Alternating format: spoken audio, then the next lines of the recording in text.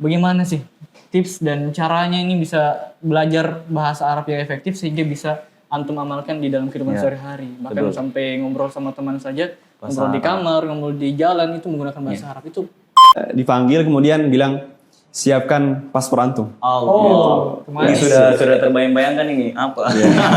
Travel disuruh buat paspor.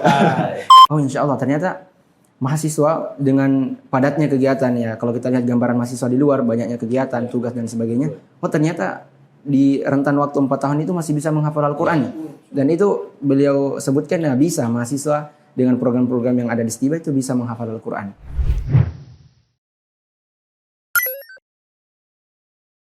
Saya cukup kagum sebenarnya sama dua narasumber ini. Kenapa? Karena di tengah kesibukan yang begitu banyak ya, perkuliahan, organisasi, ya mungkin ada amanah-amanah di luar juga ya. Seperti imam atau mengajar. Imam mengajar ya, dai lah begitu. Mereka juga ternyata ya saya dengar sudah mendapatkan masing-masing gelar mahasiswa teladan mahasiswa Stiba Makassar. Ini Masya Allah ini. Ini bagaimana perasaan antum waktu mendapatkan gelar ini? Kanda-kanda mungkin bisa dibagikan nih. Jadi begini ya, Kak Herul ini mahasiswa teladan tahun 2023. Nah, sekarang tahun ini tahun 2024 dari KBN sendiri. Masya Allah. Mahasiswa teladannya. Jadi ini mereka berdua ini bukan mahasiswa sembarangan ya. Masya Allah.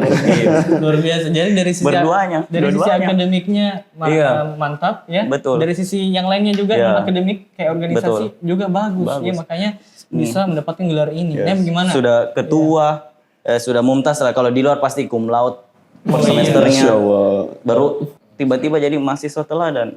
Coba bagaimana lah, ada tipsnya atau ada kesannya lah betul.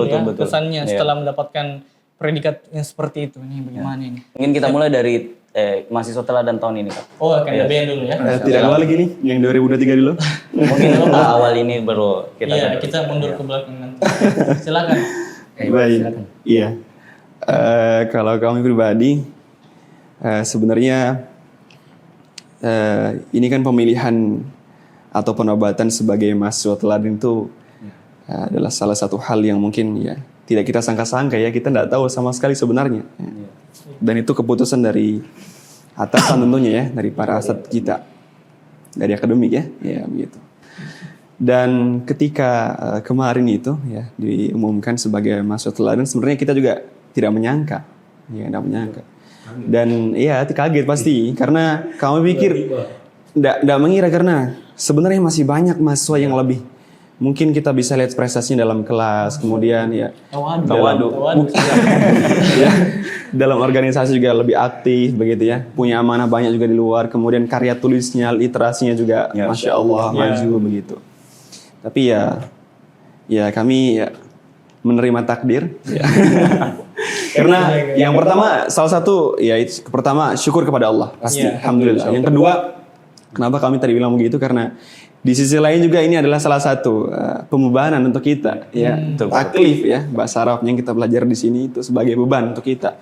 Kenapa? Ya, karena mahasiswa teladan itu adalah kan dipilih di sini di Stiba itu setahun sekali ya, mahasiswa teladan cuma satu orang.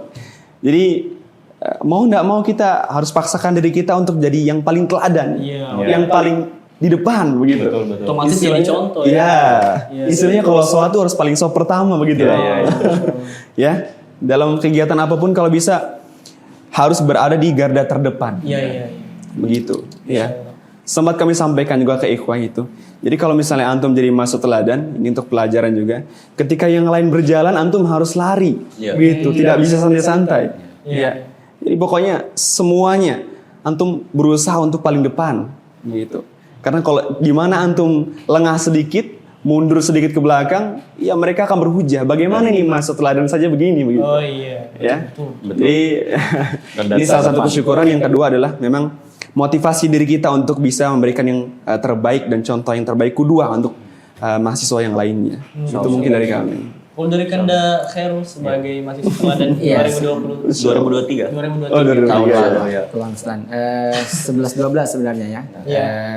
Nasihat dari seorang asatidz yang pernah kami dengar untuk sebuah predikat atau penghargaan, sebenarnya di satu sisi dia ya tasyrif dan atau penghargaan ya. kebanggaan. Tapi di satu sisi juga dia adalah taklif, pembebanan sebagaimana telah disinggung oleh saudara kami Akhbian.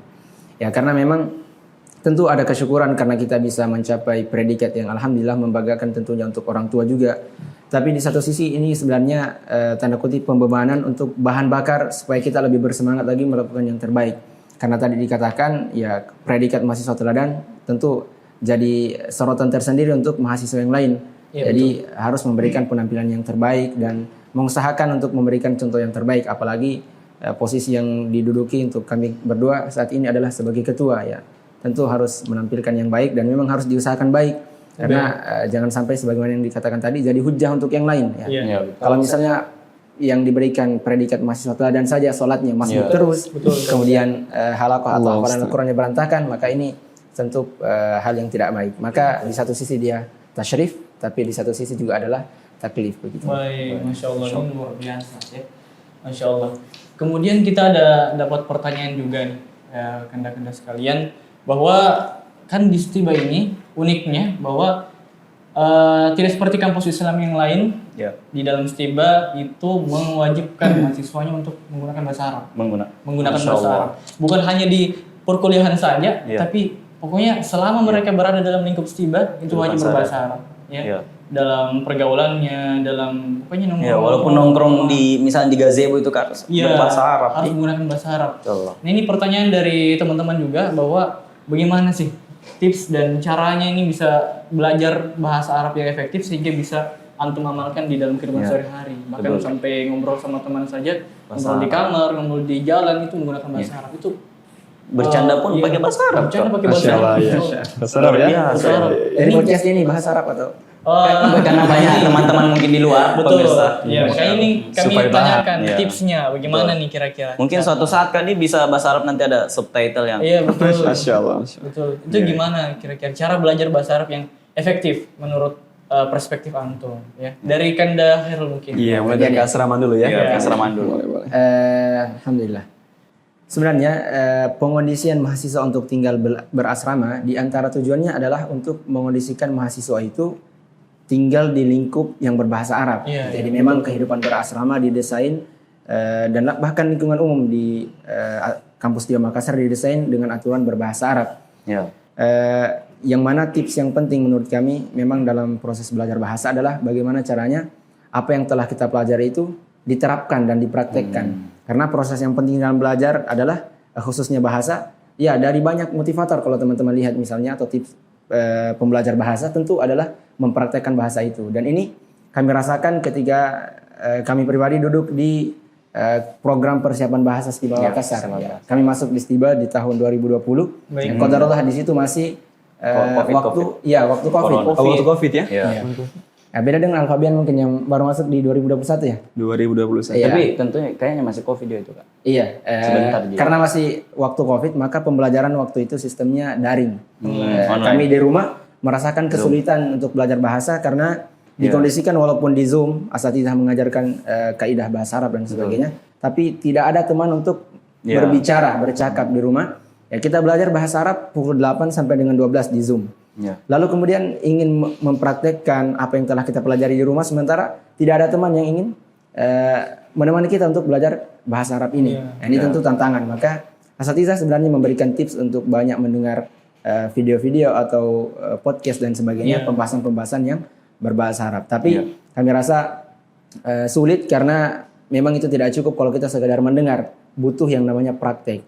Maka alhamdulillah dengan masuknya kita di asrama di beberapa bulan ke depan kami diberikan izin untuk masuk di asrama setelah kemudian Covid mulai mereda. Dan kita masuk di awal-awal itu walaupun masih terbatas jumlahnya, alhamdulillah ada peningkatan yang kami rasakan karena memang sekali lagi untuk pembelajaran bahasa poin yang sangat penting adalah bagaimana bahasa itu dipraktekkan. Alhamdulillah di asrama kita dikondisikan untuk berbahasa Arab dengan teman-teman. Jadi poin pentingnya sini dipraktekkan praktek. Jadi bukan hanya menghafal kosakata, teori, kaidah bahasa tapi betul-betul harus dipraktekkan. Ini untuk memudahkan kita bisa menguasai bahasa Arab, bukan cuma di perkuliahan tapi di kehidupan sehari-hari. Dan tentunya ini ada fungsinya juga karena dengan berbahasa Arab itu kita bisa terbiasa dengan bahasa Arab. ini tentunya bisa lebih memudahkan kita mempelajari buku-buku para ulama ya, karena kebanyakan memang menggunakan bahasa Arab ya seperti itu. Kalau dari Kanda Bean mungkin ya tipsnya ini bagaimana ya? Iya. Kalau kami pribadi sebenarnya juga include dari apa yang disampaikan tadi Khairul ya. Ya, kalau bahasa kita di sini tuh mumarosah. Ya, atau tatbik dari apa yang kita pelajari. Mungkin kita bisa tarik 3 poin bagaimana caranya kita supaya bisa sampai ini ke mahiran berbicara bahasa Arab. Oh iya. Ya. Supaya juga teman-teman di rumah ya, permisa sekalian bisa mengambil faidah. Kalau tadi kan harus dicatat. Khairul sudah sampaikan ya. Kira-kira apa saja dan bagaimana rintangannya ketika mau belajar bahasa Arab. Kalau kami pribadi ada 3 mungkin ya, dan mudah sebenarnya. Yang pertama itu memang punya azam yang kuat, ya punya azam yang kuat kalau memang kita benar-benar mau belajar bahasa Arab. Yang pertama dulu itu azam yang kuat, ya. Benarkah kita mau belajar bahasa Arab dan mau bisa, gitu. Harus punya niat yang kuat dulu. Yang kedua, ya tentu belajar, belajar entah itu dari kelas, luar kelas. Ya, kita juga di Istiba ini punya halakoh muhadatsah tiap subuh hari Rabu, ya. Rabu subuh ya muhadatsah atau halakoh majelis belajar bahasa Arab bahasa. Kemudian yang ketiga yang tidak kalah penting yang tadi disampaikan oleh Khairul itu adalah tatbik, mumarasah, praktek. Ya. Pokoknya ini yang paling penting sebenarnya yang mendukung supaya kita pintar dan mahir berucap bahasa Arab. Begitu. Pokoknya kalau dua-duanya sudah dapat, yang terakhir yang paling penting itu adalah tatbik. Ya, praktek. Ya, praktek yang paling penting itu.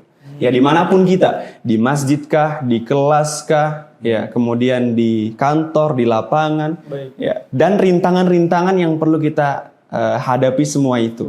Yang memang mungkin ini salah satu rintangan yang mungkin Anda juga dapat di Istiba adalah bagaimana sih kita menghadapi teman-teman yang mungkin kita sudah belajar berusaha keras ini bagaimana caranya supaya bisa bahasa Arab. Tapi ternyata di sisi lain ada teman ya datang tiba-tiba Assalamualaikum Aki. Udah datang pakai bahasa Indonesia. Kira-kira nih bagaimana yang begini-begini nih? Ya, mengatasinya bagaimana? Ya, tadi kembali ke poin yang pertama, azam yang kuat.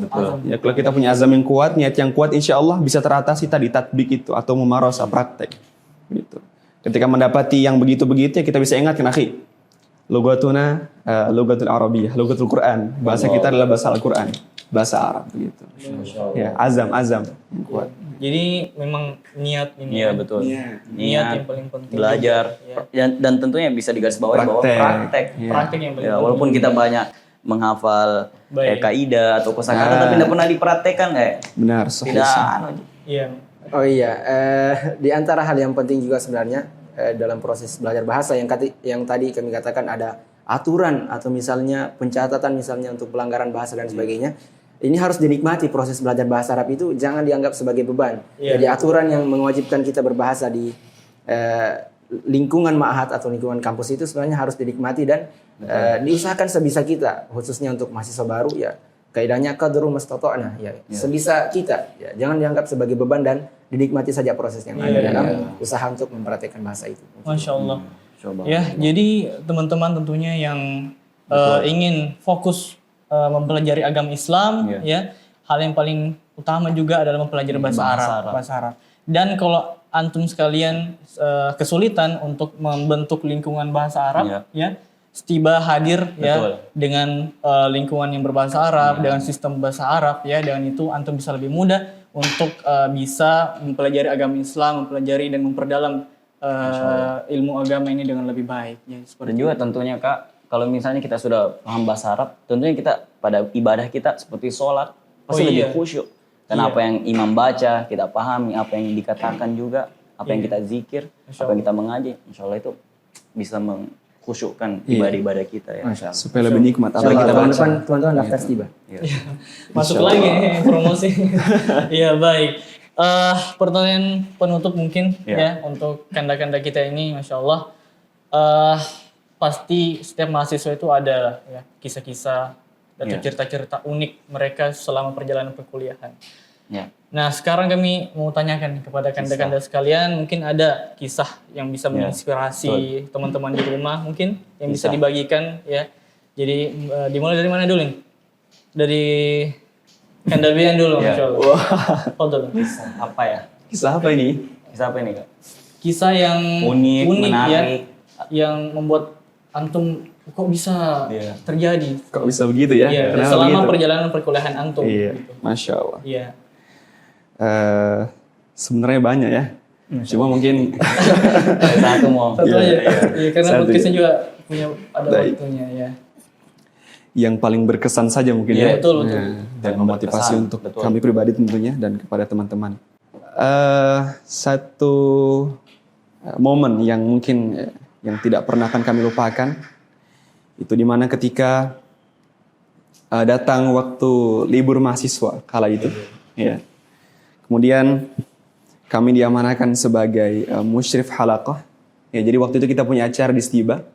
Dan ini adalah salah satu kegiatan LK yang memang mustamir, ya, selalu dilakukan tiap 2 tahun sekali kalau tidak salah. Ya, daurah Al-Quran, menghafal Al-Quran 10 hari. Ya. Pada waktu itu mahasiswa libur, ya, mahasiswa libur dan salah satu LK mengadakan daurah menghafal Al-Quran 10 hari. Dan kami diamanahkan sebagai musyrif halaqah. Ya, musyrif ini fungsinya untuk menerima hafalan atau setoran para peserta daurah itu tersendiri. Kemudian ya, ini sebenarnya kami tidak sangka ya. Iya. Tiba-tiba kami diminta untuk bisa mewakilkan Stiba di kancah nasional. Untuk bisa ikut di salah satu perlombaan yang mungkin jarang dilaksanakan atau diadakan di Stiba. Ya. Itu Qiraatus Syair Arabi. Apa itu? Itu membaca syair berbahasa Arab. Mirip-mirip puisi kan dia? Iya, mirip-mirip puisi. mirip-mirip puisi. Tapi bedanya berbahasa Arab Iya. gitu. Dan ini diadakan Bahasa oleh Arab.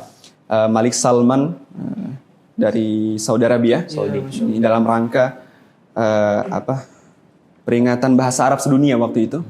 Dan alhamdulillah singkat cerita kami dipilih dan kemudian kami waktu itu dua sesi. Yang pertama online, kemudian alhamdulillah kami terpilih sebagai yang bisa masuk online, yang bisa offline ya. Dan alhamdulillah kami dikirim ke Jakarta waktu itu.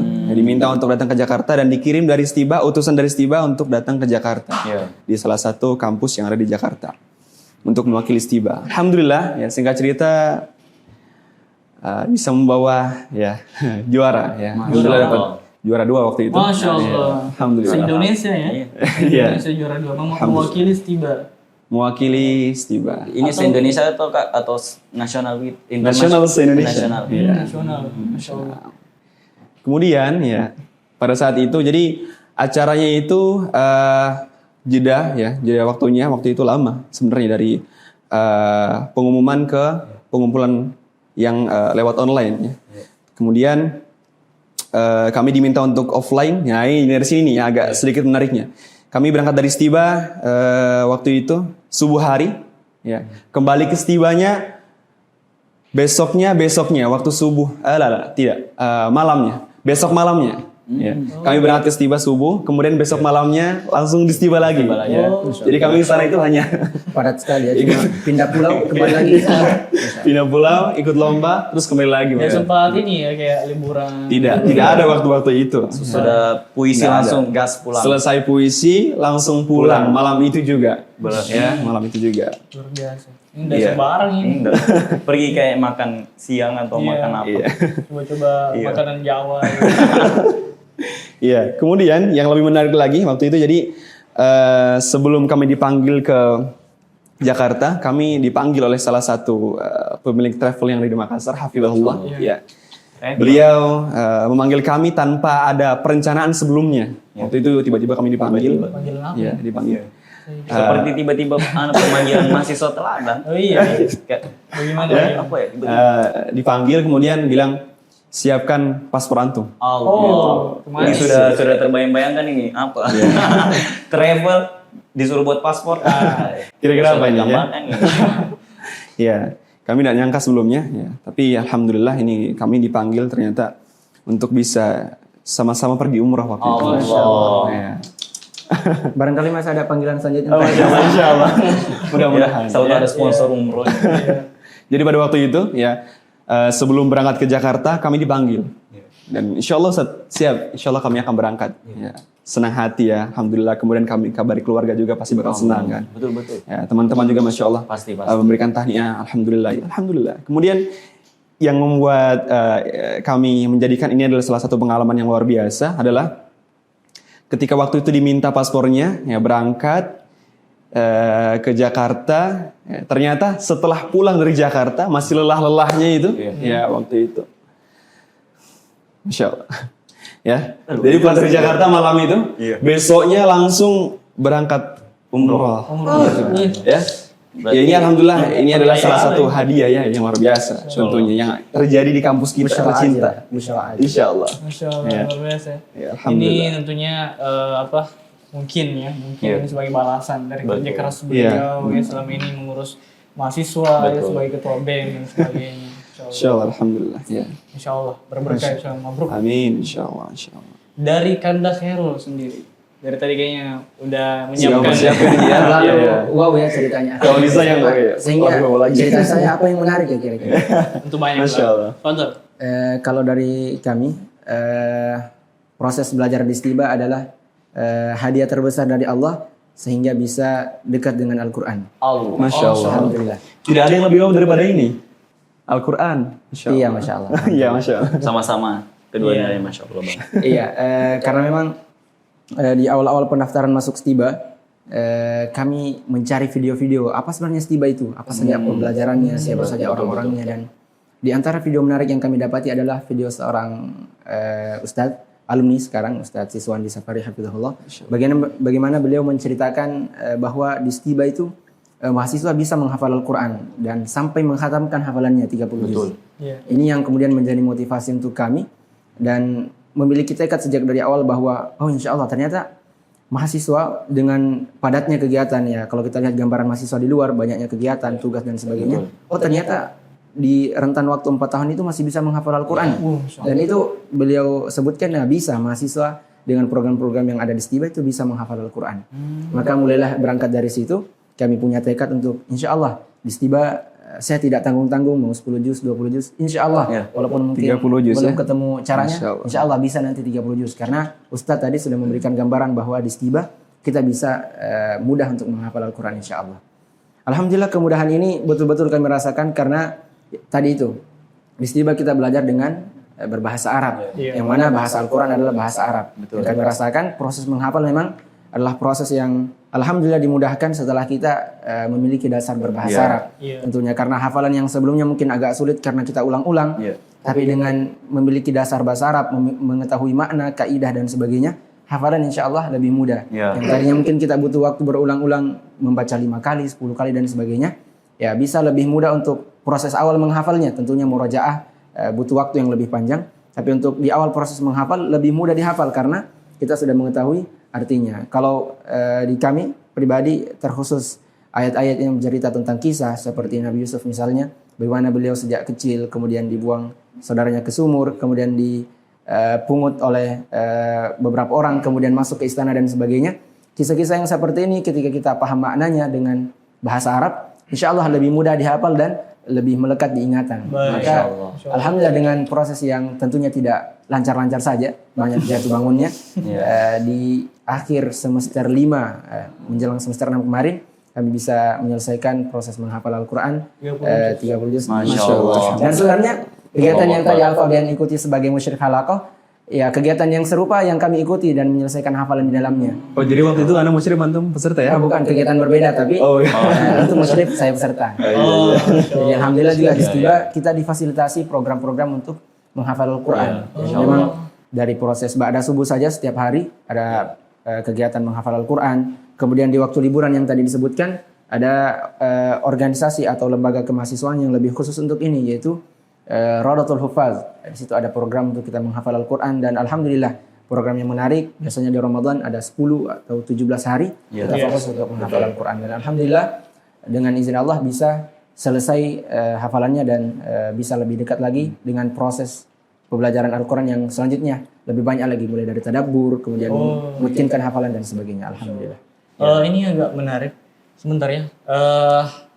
Antum memulai hafal Al-Quran bertekad menseriusi Al-Quran ini sejak masuk kuliah di Stiba atau memang Iya, sudah pernah menghafal sebelumnya? Ya karena saya dengar-dengar ini Kak ya, Kak Herul itu latar belakang dari sekolah umum, sekolah negeri kan? Sekolah negeri. Iya. Iya. Awalnya memang pelajaran umum, mungkin kayak agak sedikit-sedikit di belajar Kalau ini lulusan pondok mungkin Iya wajar. Ada Kalau ini menguasai Al-Quran. sekolah umum ini sekolah negeri. Iya, bagaimana?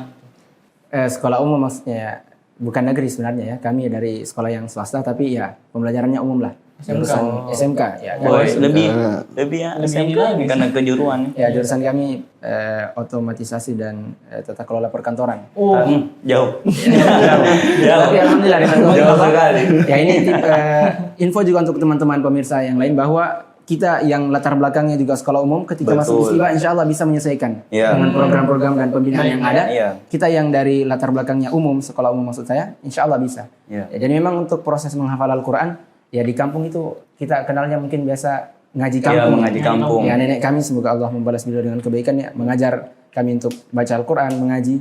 Sudah di umur SMK sudah ada hafalan lah sedikit. Ya di juz-juz 30 khususnya. Juz amma, Ya, juz amma, surah Ad-Duha sampai dengan Anas. Anas ya. Kemudian menariknya di awal-awal masuk Stiba, di situ sebenarnya saya mulai menghafal Al-Quran ya karena ada semangat juga dari ustadz di kampung, tapi masih di kesulitan karena mulai menghafalnya dari juz-juz awal ya. Saya langsung mulai menghafal dari surah Al-Baqarah, setelah Al-Fatihah tentunya, dan proses awal masuk Stiba hafalan masih sampai di ayat 20 atau 30-an ayat.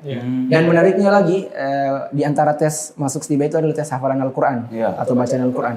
Dan ayat yang dites atau ayat yang menjadi soal pertanyaan ketika kami dites itu adalah ayat yang sedang kami hafalkan atau ayat 20 atau 30 soal Al-Baqarah. Itu yang kemudian kami sebagai tafaul atau optimis bahwa jangan-jangan memang Allah mau menakdirkan saya di Stiba karena diberikan kemudahan. Ayat yang sedang sulit-sulit atau awal saya hafal di Al-Baqarah ternyata itu yang menjadi pertanyaan atau tes wawancara kali itu. Sinyal dari Allah itu. Ya Masya Allah. Tafaul alhamdulillah. Ini motivasi sekali bagi teman-teman di luar sana yang sekolah umum tapi ingin memperdalam agamanya. Iya, apalagi menghafal Al-Quran spesifiknya ya. Dan alhamdulillah setelah masuk sebenarnya barulah diarahkan menghafal itu yang mudah-mudah dulu. Iya, Nah ini bahasanya betul. kita menghafal tadi di luar karena tidak tahu bagaimana proses menghafal Al-Quran. Langsung start ambil surah Al-Baqarah. Ya Masya Allah. Sangat panjang sekali. Awal masuk Stiba diarahkan untuk memilih surah-surah di juz amma dulu diselesaikan. Kemudian surah-surah pilihan. Baru kemudian memulai di juz-juz awal. Masya Allah, barakallahu fikum. Ini banyak sekali inspirasi yang sudah kita dapatkan. Ya. Saya juga termotivasi. Masya Allah. Khususnya di Stiba itu kita bisa mempelajari bahasa Arab, ya, kita bisa menghafal Al-Quran bahkan sampai juz 30 ya. Jadi tidak ada kata mustahil Juz sebenarnya. 30 ya awal 30 juz. Awalnya juz 30, kemudian 30 juz. Iya, dari juz 30 menjadi 30 juz. Iya, Masya Jadi tidak ada kata mustahil sebenarnya ya. Kayaknya kurang waktu 4 tahun deh. Kan beliau sudah berapa tahun? Iya, jadi memang proses menghafal Al-Quran di Stiba itu kami katakan tadi alhamdulillah dimudahkan. Tapi di tahun-tahun awal itu memang ya ini tips untuk yang akan masuk ke Stiba, bertahan dulu dan menyesuaikan diri. Jadi memang di semester awal program persiapan bahasa 1 tahun, kemudian strata 1 di semester 1 dan 2. Kami pribadi memandang itu sebenarnya waktu untuk kita menyesuaikan diri. Ya karena tadi kita sekolah latar belakangnya umum, ya tidak terbiasa dengan lingkungan pesantren. Jadi kita belajar di tahun-tahun awal itu menyesuaikan diri. Oh, begini caranya mahasiswa atau mahasantri itu mengatur waktu. Di jam segini waktunya ngantri makan. Betul. Ngantri mandi, kemudian di waktu yang ini bagus untuk menghafal Al-Quran. Jadi memang di waktu-waktu awal itu menyesuaikan diri dahulu.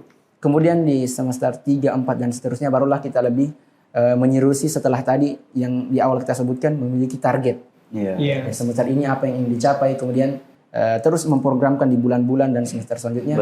Sehingga alhamdulillah bisa menyelesaikan hafalan. Masya Allah, itulah tadi ya, luar biasa sekali. Kisah yang sangat menginspirasi tentunya bagi kami sendiri dan teman-teman di rumah insya Allah. Dan tidak terasa ya, mungkin ini akhir dari perjumpaan kita. Dan ngomong-ngomong, hari ini kita juga menggunakan atribut Palestina. Ini tentunya menjadi simbol solidaritas kita atas praktek genosida yang sedang terjadi saat ini di jalur Gaza dan sekitarnya. Saudara kita. Jadi untuk pemirsa sekalian, jangan lupa doakan terus saudara-saudara kita yang tertindas di sana di Palestina. Dan juga tentu saja kita sebagai seorang muslim, saudara-saudara kita ya, kita harus mendoakan dan terus berjuang untuk kemerdekaan Palestina di sana. Baik, ya. Ya tentunya keren sekali ya cerita dan tips dari kedua narasumber kita ini. Jadi ini adalah semoga bisa menjadi bekal buat teman-teman yang baru mau mulai kuliah di Stiba atau sedang menstalking Instagram Stiba Makassar. Ya betul sekali. Jadi buat teman-teman yang mau sukses di Stiba, jangan pernah takut untuk menghadapi tantangan yang ada. Karena di sini teman-teman sekalian akan mendapatkan banyak pengalaman yang tidak hanya meningkatkan kemampuan akademis kita, tapi juga bisa mengembangkan diri kita masing-masing. Dan pada episode perdana kali ini, terima kasih kepada para narasumber kita telah mendengar memberikan inspirasi yang begitu banyak kepada kita dan penonton di rumah. Dan jangan lupa untuk terus mengikuti episode-episode berikutnya. Ya, dan kalau teman-teman punya pertanyaan, saran ataupun kritik bisa mungkin langsung tinggalkan komentar di bawah ataupun mengunjungi sosial media dari Stiba TV itu sendiri. Ya. Sampai jumpa di episode berikutnya. Tetap semangat dan jangan lupa selalu belajar dengan sungguh-sungguh. Wassalamualaikum warahmatullahi wabarakatuh.